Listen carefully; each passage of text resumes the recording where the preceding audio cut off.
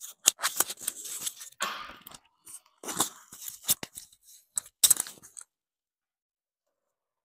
الحمد لله نحمده ونستعينه ونستغفره ونعوذ بالله من شرور أنفسنا ومن سيئات أعمالنا. من يهده الله فلا مضل له ومن يضلله فلا هادي له، وأشهد أن لا إله إلا الله وحده لا شريك له، وأشهد أن محمدا عبده ورسوله صلى الله عليه وسلم. أما بعد، فقد قال الله تبارك وتعالى في القرآن المجيد والفرقان الحميد: أعوذ بالله من الشيطان الرجيم. بسم الله الرحمن الرحيم. ولا تباشروهن وأنتم عاكفون في المساجد إلى آخر الآية.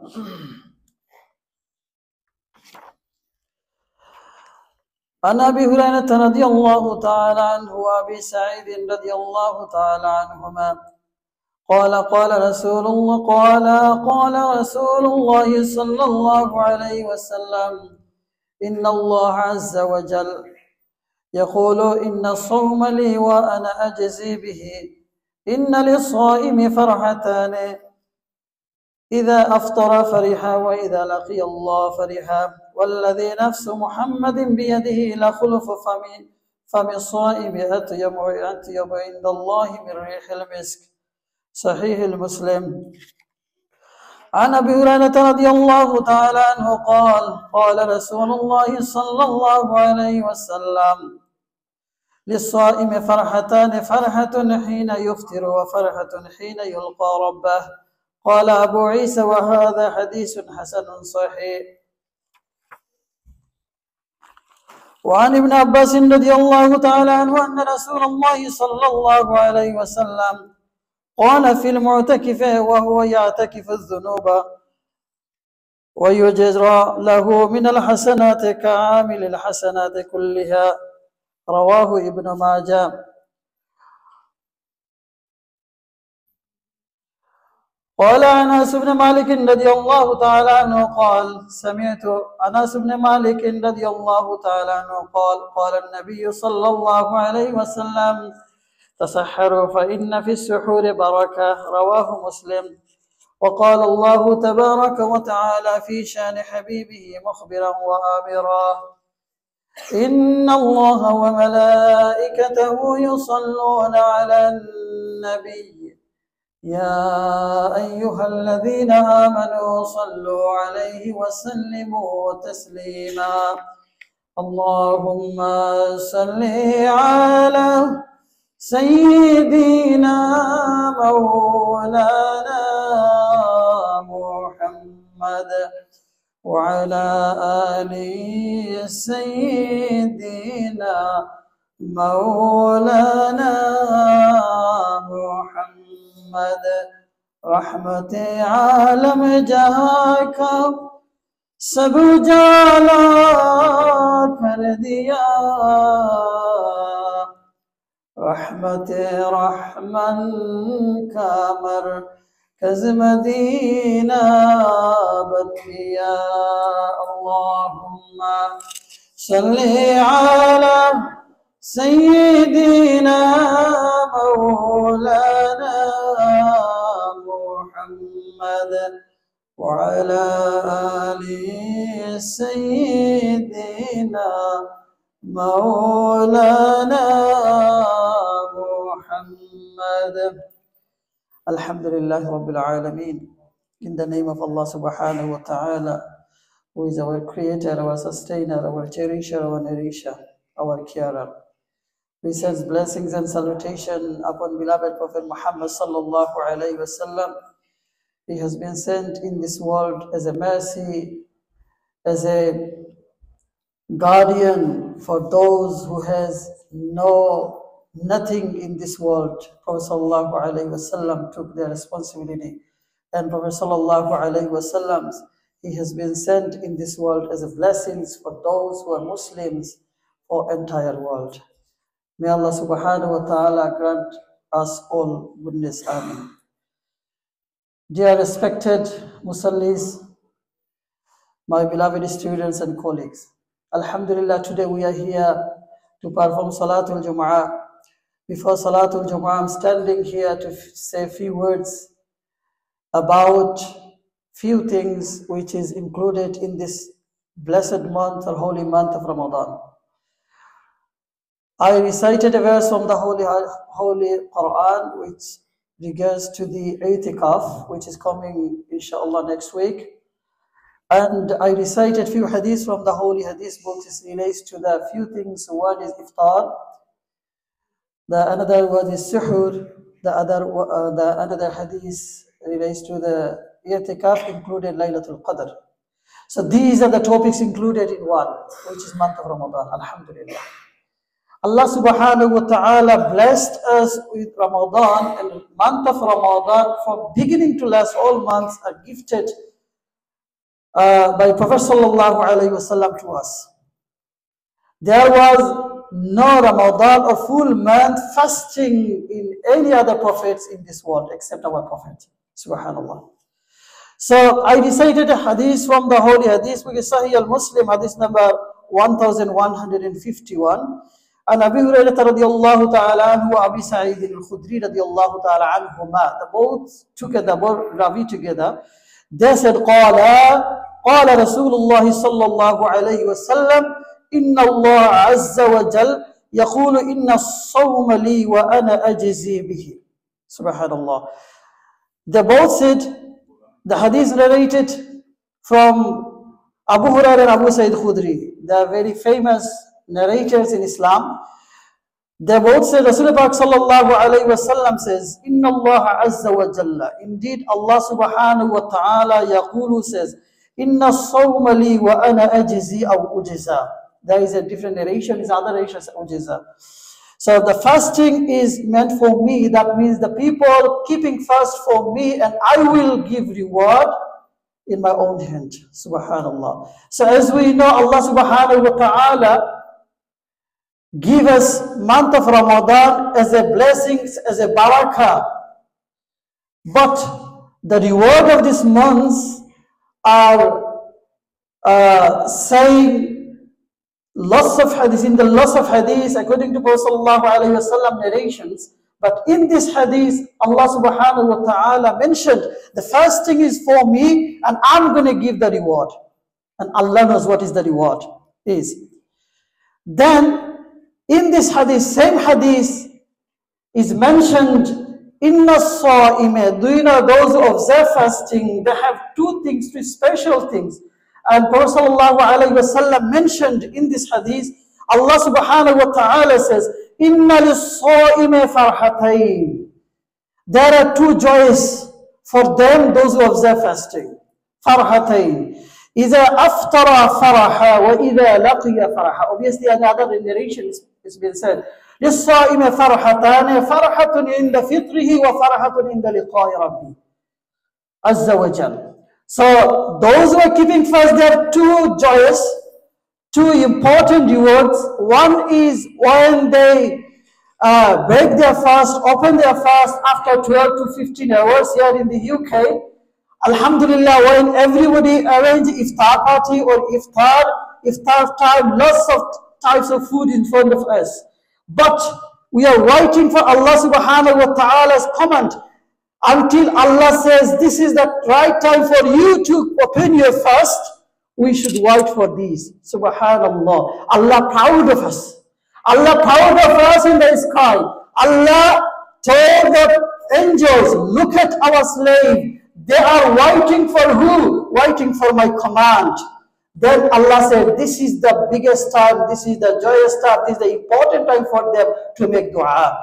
So according to the another hadith, the Prophet ﷺ mentioned, if you make dua in this time, Allah subhanahu wa ta'ala never ever reject your dua. These are important times for us to make dua. For yourself, for your family, for all Muslim community. May Allah subhanahu wa ta'ala grant us ease. Amen.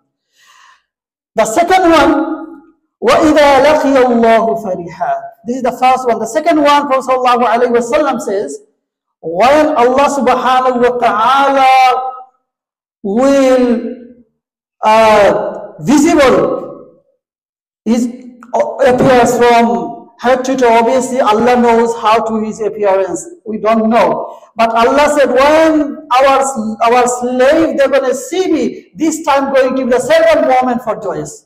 Subhanallah. And another important thing is, in this hadith, Prophet sallallahu alayhi wa sallam mentioned, وَالَّذِي نَفْسُ مُحَمَّدٍ بِيَدِهِ لَخُلُفُ فَمِ الصَّائِمِ أَطْيَبُ عِنْدَ اللَّهِ مِنْ رِيحِ الْمِسْكِ. Prophet sallallahu alayhi wa sallam says, whose hand is the life of Prophet Muhammad sallallahu alayhi wa sallam, the breath of this person who keeping fast, أَطْيَبُ مِنْ رِيحِ الْمِسْكِ. He's breathing more fragrance or more sweeter than the misk. The misk is a fragrance which is the heavenly made. Allah subhanahu wa ta'ala will give us in the day of judgment. Subhanallah. This kind of reward. What is the reward for? These are the reward for the person who is break his fast or the time of iftar.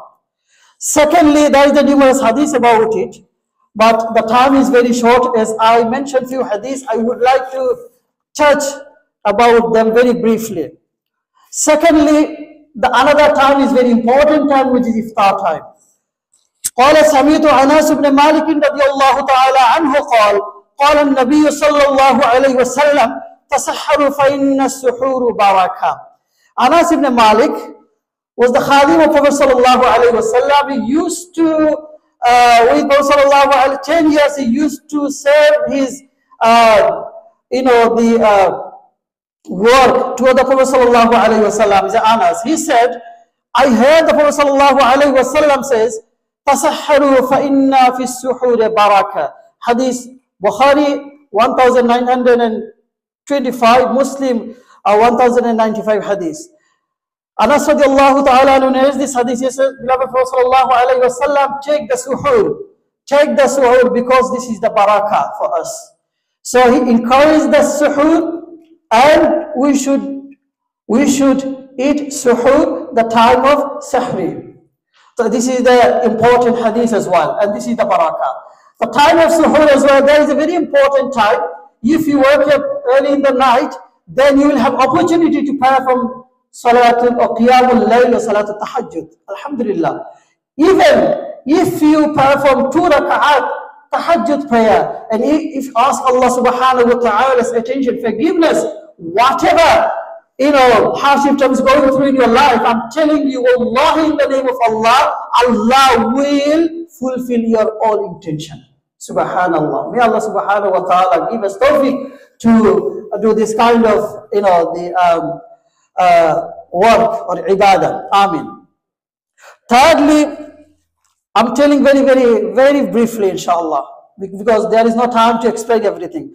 Thirdly, the another important hadith I mentioned, عن ابن عباس رضي الله تعالى عنه أن رسول الله صلى الله عليه وسلم قال في الاعتكاف وهو يعتكف الذنوب ويجزي له من الحسنات كعامل الحسنات كلها ويجرى له من الحسنات كعامل الحسنات كلها. رواه ابن ماجه. The hadith from Ibn Majah. The i'tikaf, we have practiced the i'tikaf last 10 days in the mosque. What is the benefit for that? According to this hadith, if someone come into the mosque and practice i'tikaf 10 days, last 10 days in the month of Ramadan, what will happen? According to this hadith, he will achieve from Allah subhanahu wa ta'ala all the good deeds. Because in those 10 days, he has no other intention. What's going on outside? What about our family? What about our business? What about our friends? Even what about our children? Just only focus ourselves between us and our Lord subhanallah. So the i'tikaf is very, very important. This is the sunnah, and this is the sunnah muakkada, which is mandatory for us. As a Jamia mosque, for example, our mosque, if no one does i'tikaf here, Allah subhanahu wa ta'ala will ask in general in the day of judgment. So if few individuals are practicing i'tikaf in the mosque, Allah subhanahu wa ta'ala will give the reward, and it will be the duty will be fulfilled amongst those who are leading our mosque, inshallah. So we'll try our best to do i'tikaf in this mosque. Last and final hadith about Laylatul Qadr. About Laylatul Qadr. Laylatul Qadr, obviously I mentioned in last Jummah and previous Jummah as well. Allah subhanahu wa ta'ala blessed us in this month. The very, very importantly is Laylatul Qadr. But Laylatul Qadr, what is the Laylatul Qadr? Prophet sallallahu alayhi wa sallam, he wanted to say the exact date of Laylatul Qadr. But what happened? Prophet sallallahu alayhi wa sallam came out his hujrah, and he found two Sahabis, they started argument with each other. And Prophet sallallahu alayhi wa sallam said, come down everyone, and then I will say something which is very important. Allah subhanahu wa ta'ala take the better out from his knowledge. Obviously this is the hikmah. Otherwise people wanted to wait for this time like 27th or 21st or 29th or 25th days in this month of Ramadan. People like would have waiting for these days, and after that day then people leave everything from worshipping from Allah subhanahu wa ta'ala, they go back to their normal life. But this is the hikmah that Allah subhanahu wa ta'ala taken away out from Prophet sallallahu alayhi wa sallam knowledge. Prophet sallallahu alayhi wa sallam says, I wanted to say the exact date of Laylatul Qadr. However, Allah subhanahu wa ta'ala taken it from my knowledge. Then what is the Laylatul Qadr? The night of decree. Laylatul Qadr khayrun min alfi shahr. Allah subhanahu wa ta'ala mentioned in Surah Al-Qadr, the night is better than the 1,000 months. And Aisha radiallahu ta'ala anha, anna Rasulullah sallallahu alayhi wa sallam qala taharu Laylatul Qadr fil witr min al-ashr al-awakhir min Ramadan. Sahih al-Muslim, hadith number 1169. Hazrat Aisha Siddiqa radiallahu ta'ala anha, the mother of believers, she said, Rasulullah sallallahu alayhi wa sallam says, search for the night of decree in the odd nights among the last 10 days in the month of Ramadan. So the last 10 days, the month of Ramadan, what night we should search the Laylatul Qadr. Alhamdulillah, we're going to start from 21st. So those who are going to perform, the i'tikaf, Alhamdulillah, possibility they will definitely have the Laylatul Qadr. So the brothers, I'm telling you, the life is very, very short. Your business will be remaining. If you die today, look at it, your parents, my children, my parents, they're going to forget us after a while, after 2 months, 3 months, 4 months, 5 months, even a year. No one can remember you. But remember, if you find one Laylatul Qadr, 2 Laylatul Qadr in your life, and look at it, 83 years, 4 months for each Laylatul Qadr. So if you got 2 Laylatul Qadr in your life, look at it, mashallah. So we should encourage the Laylatul Qadr, and Prophet sallallahu alayhi wa sallam, he taught us a beautiful dua. Hazrat Aisha radiallahu ta'ala anha, he asked, Ya Rasulullah sallallahu alayhi wa sallam, if I search Laylatul Qadr and find Laylatul Qadr, what kind of dua shall I make? Prophet sallallahu alayhi wa sallam said, lead the dua. قال قولي اللهم إنك عفو تحب العفو فاعف عني. If you read in a congregation, فاعف عنا. Subhanallah. May Allah subhanahu wa ta'ala grant us all good deeds. May Allah subhanahu wa ta'ala give us tawfiq to perform all the good actions here in this month. Amen. And I would kindly ask you, the community members, please try, those who are free, inshallah, try to do, the 10 days to spend in the mosque. Okay, jazakumullahu khair. Wa akhiru dawana alhamdulillahi rabbil alameen. Wassalamu alaikum wa rahmatullah.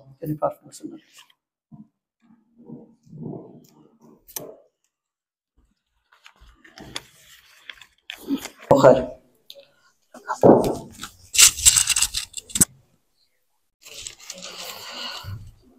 Allahu Akbar, Allahu Akbar, الله أكبر الله أكبر أشهد أن لا إله إلا الله أشهد أن لا إله إلا الله أشهد أن محمدا رسول الله أشهد أن محمدا رسول الله حي على الصلاة حي على الصلاة حي على الفلاح حي على الفلاح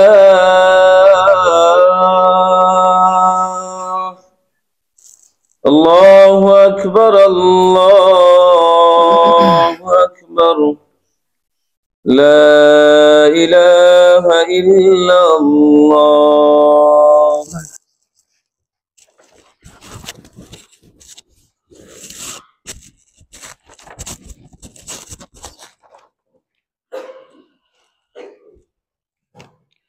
الحمد لله نحمده ونستعينه ونستغفره ونعوذ بالله من شرور أنفسنا ومن سيئات أعمالنا من يهده الله فلا مضل له ومن يضلله فلا هادي له وأشهد أن لا إله إلا الله وحده لا شريك له وأشهد أن محمدا عبده ورسوله صلى الله عليه وسلم.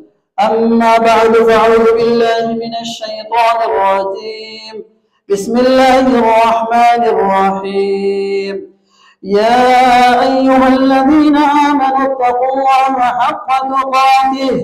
حق تقاته ولا تموتن إلا وأنتم مسلمون. إن أصدق الحديث كتاب الله وأحسن الهدي هدي محمد صلى الله عليه وسلم وشر الأمور محدثاتها وكل محدثة بدعة وكل بدعة ضلالة وكل ضلالة في النار. أيها الإخوة المسلمون في الإسلام، كما تعلمون هذا الشهر المبارك والمغفرة. في هذا الشهر المبارك بارك الله لنا بالإفطار والسحور والتراويح والاعتكاف مع ليلة القدر، وأخيرا عيد الفطر للاحتفال بجميع الأمة الإسلامية. لذلك سأتحدث عنها باختصار شديد، حديث عن الإفطار وفضله. عن زيد بن خالد الجهني رضي الله تعالى عنه قال رسول الله صلى الله عليه وسلم: من فطر صائما كان له مثل أجره غير أنه لا ينقص من أجر الصائم شيئا. رواه الترمذي. حديث السحور كما قال النبي صلى الله عليه وسلم وما فيه من ثواب وبركات. قال: سمعت أنس رضي الله تعالى عنه قال النبي صلى الله عليه وسلم: تسحروا فإن في السحور بركة. حديث في الاعتكاف وليلة القدر. وعن عائشة رضي الله تعالى عنها أن رسول الله صلى الله عليه وسلم قال: تحروا ليلة القدر في العشر الأواخر من رمضان. رواه مسلم. عن عبد الله بن عمرو رضي الله تعالى عنهما قال: كان رسول الله صلى الله عليه وسلم يعتكف العشر الأواخر من رمضان. فهذه الأحاديث الكثيرات كلما تدل على شرعية الاعتكاف وأنه سنة فعله المصطفى عليه الصلاة والسلام وفعله أصحابه وأزواجه، وهو سنة قد دل على هذا قوله تعالى: ولا تباشروهن وأنتم عاكفون في المساجد.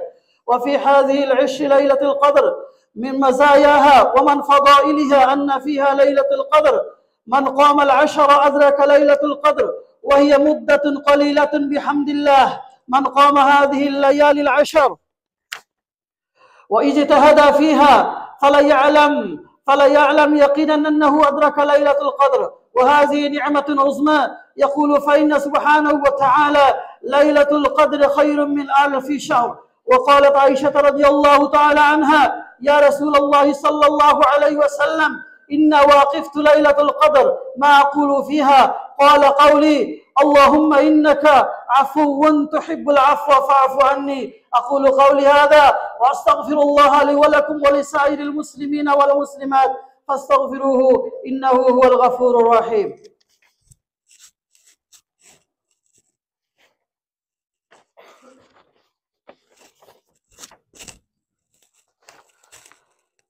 الحمد لله حمد الشاكرين، والصلاة والسلام على أفضل الأنبياء والمرسلين.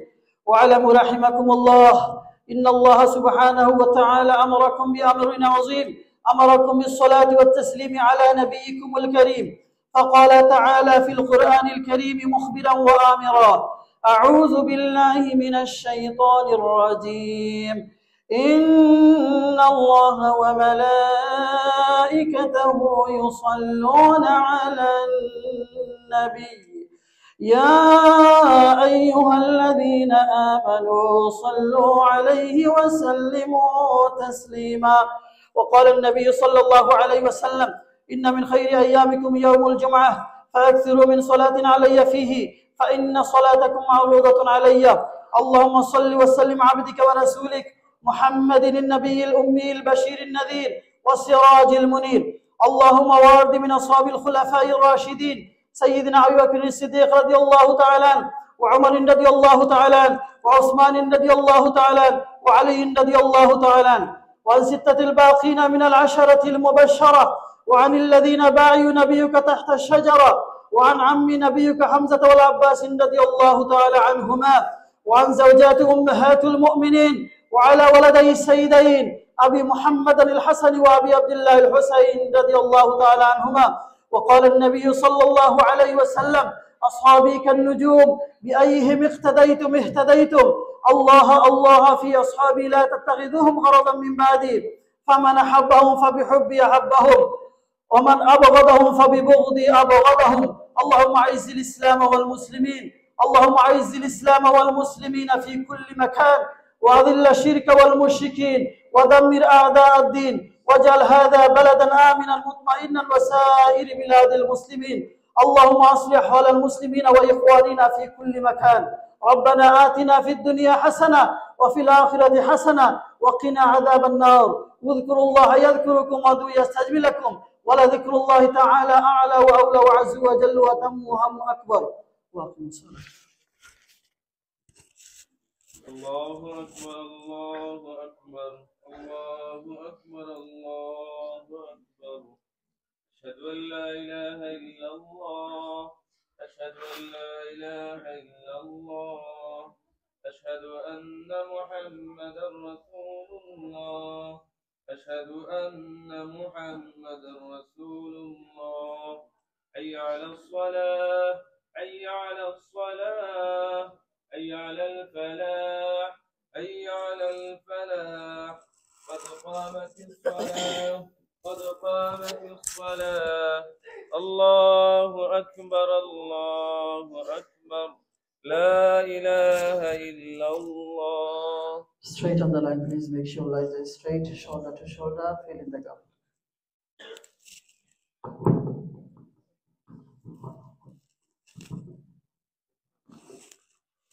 استووا سووا صفوفكم صدر الخلل.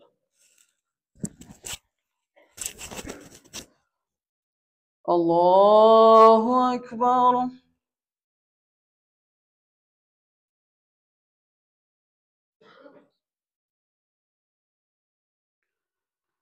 الحمد لله رب العالمين، الرحمن الرحيم، مالك يوم الدين. إياك نعبد وإياك نستعين، اهدنا الصراط المستقيم، صراط الذين أنعمت عليهم غير المغضوب عليهم ولا الضالين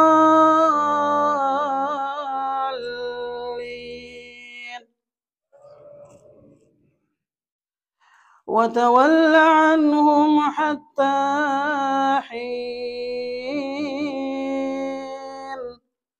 وأبصر فسوف يبصرون سبحان ربك رب العزة عما يصفون وسلام على المرسلين والحمد لله رب العالمين.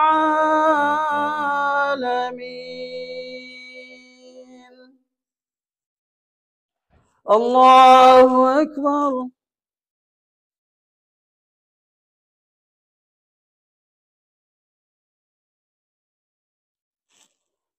سمع الله لمن حمده. الله أكبر.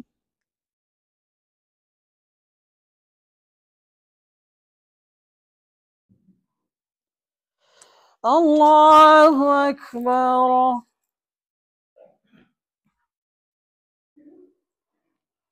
الله أكبر.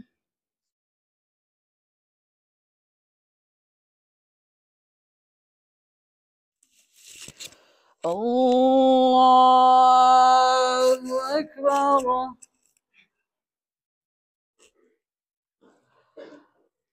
الحمد لله رب العالمين الرحمن الرحيم مالك يوم الدين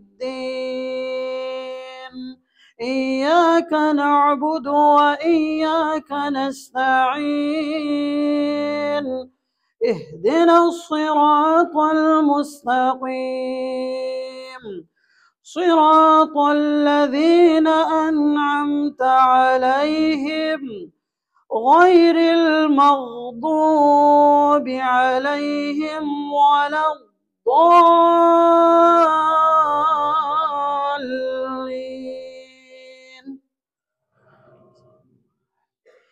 إنا أعطيناك الكوثر فصل لربك وانحر إن شانئك هو الأبتر. الله أكبر.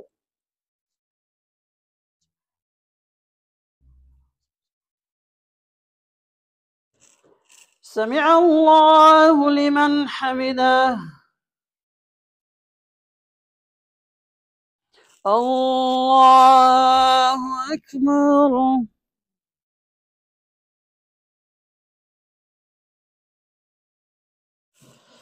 الله أكبر. الله أكبر.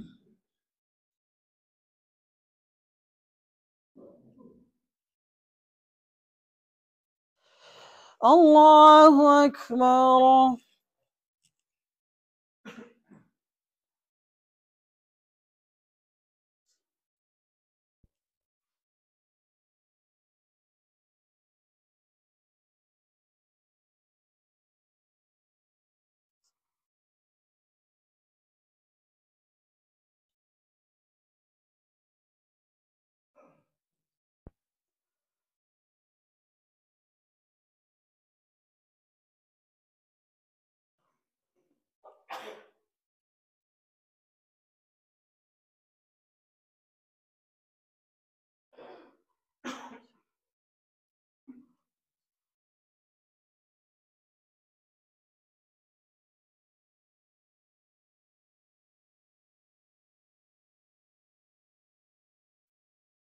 السلام عليكم ورحمة الله. السلام عليكم ورحمة الله. استغفر الله استغفر الله استغفر الله. Dear Muslims and Ikram, dear brothers in Islam, I would kindly ask you to donate this masjid, inshallah. May Allah subhanahu wa ta'ala accept your donation. Ameen. Allahumma inni ala dhikrika wa shukrika wa husni ibadatik. Allahu la ilaha illa huwa. Ya Allah.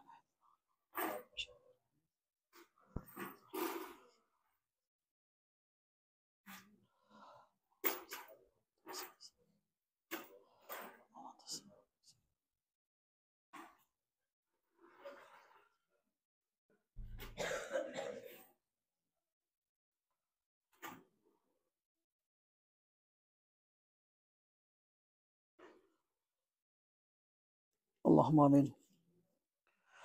ربنا ظلمنا أنفسنا وإن لم تغفر لنا وترحمنا لنكونن من الخاسرين. ربنا تقبل منا صلاتنا وسلامنا وركوعنا وسجودنا وتسبيحاتنا وجمعتنا وصيامنا وسحورنا وفطورنا وتلاوة القرآننا بقبول حسن يا رب العالمين. اللهم إنك عفو كريم تحب العفو فاعف عنا. رب اجعلني مقيم الصلاة ومن ذريتي ربنا وتقبل دعاء. ربنا هب لنا من أزواجنا وذرياتنا قرة أعين واجعلنا للمتقين إماما. ربنا اغفر لنا ولوالدينا رب ارحمهما كما ربياني صغيرا. وقل رب ارحمهما كما ربياني صغيرا. واجعل آخر كلامنا عند الموت لا إله إلا الله محمد رسول الله.